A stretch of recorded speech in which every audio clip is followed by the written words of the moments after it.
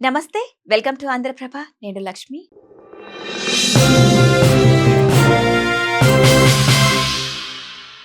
బంగారం ధరలు రోజు రోజుకు పరుగులు పెడుతున్నాయి.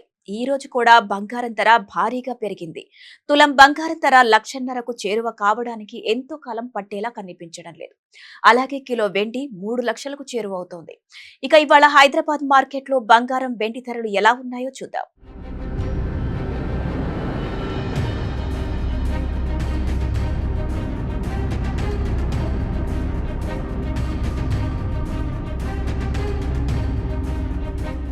ఇక జనవరి 12న హైదరాబాద్ లో బంగారం ధరలు చూస్తే 24 క్యారెట్ల బంగారం ధర ఏకంగా రూ.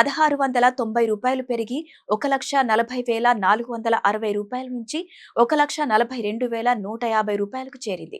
ఇక ఆభరణాల తయారీకి వాడే 22 క్యారెట్ల గోల్డ్ 10 గ్రాములపై రూ. 1,550 పెరిగి 1,28,750 నుంచి 1,30,300కు చేరుకుంది. ఇక 18 క్యారెట్ల బంగారం ధర రూ. 860 పెరిగి 1,05,340 నుంచి 1,06,610కు చేరువైంది. ఇక గత 4 రోజుల్లో తులం బంగారం ధర ఏకంగా సుమారు రూ. 4,150 పెరిగింది. ప్రస్తుతం తులం స్వచ్ఛమైన బంగారం కొనాలంటే 1,50,000 ఖర్చు పెట్టాల్సిందే. ప్రస్తుతం తులం స్వచ్ఛమైన గోల్డ్ ధర 1,42,150 ఉంది. 10 గ్రాముల గోల్డ్ కాయిన్ లేదా గోల్డ్ బార్ కొంటే 3% జీఎస్టీ చెల్లించాలి.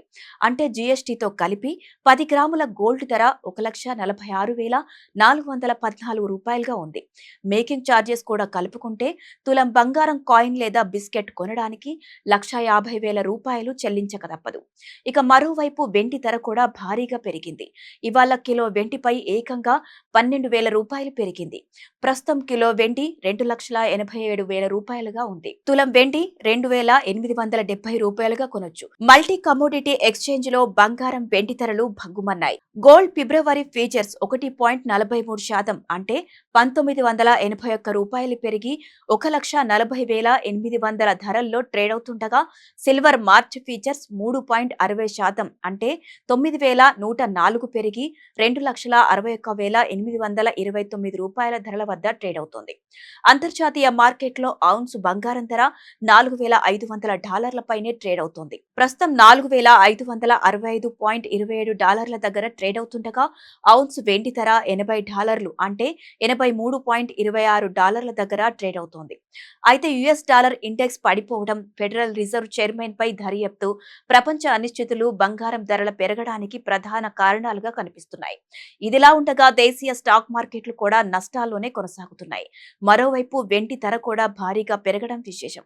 ఇక ఈ రోజు కూడా దేశీయ స్టాక్ మార్కెట్లు నష్టాల్లో ట్రేడ్ అవుతున్నాయి. దీనిలో భాగంగా ఈ రోజు సెన్సెక్స్ 400 పాయింట్లు నష్టపోయి 83,210 పాయింట్ల వద్ద, అలాగే నిఫ్టీ 100 పాయింట్లు నష్టపోయి 25,590 పాయింట్ల వద్ద ట్రేడ్ అవుతోంది.